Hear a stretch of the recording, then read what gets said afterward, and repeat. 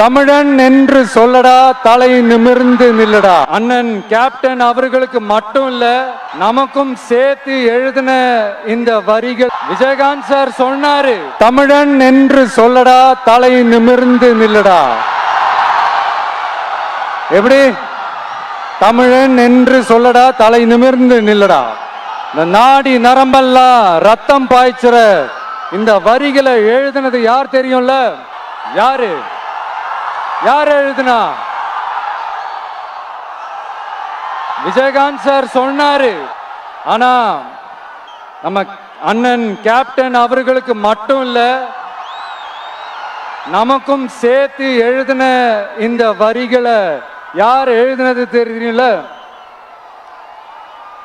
நாமக்கல் மாவட்டத்தை சேர்ந்த மேகனூர்ல பிறந்த நாமக்கல் கவிஞர்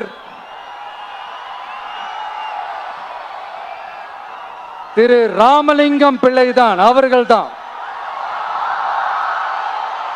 அடுத்து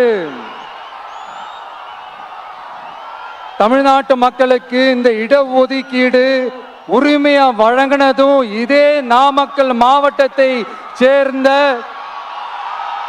திருச்செங்கோடு பகுதியில் இருக்கிற ஒருத்தர் தான்.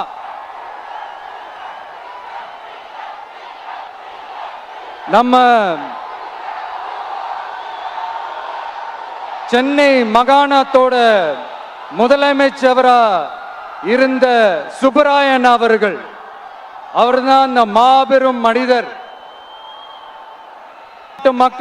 மக்களுக்கு இடஒதுக்கீடு உரிமைய வழங்கினதுல இவருக்கு மிகப்பெரிய ஒரு பங்கு ஒன்று இருக்கு.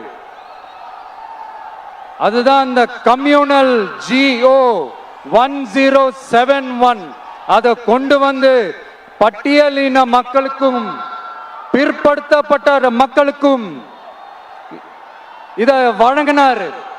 அதனாலதான் அவர் முதலமைச்சரா பதவியேற்றதுக்கு அப்புறம் முதல் தமிழர் அப்படின்ற அந்த பெருமையோட சொன்னது மட்டும் இல்லாம,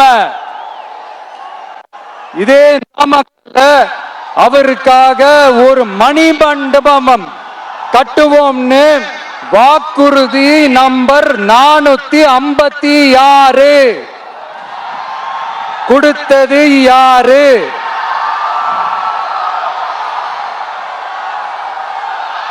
சொன்னாங்களே, செஞ்சாங்களா?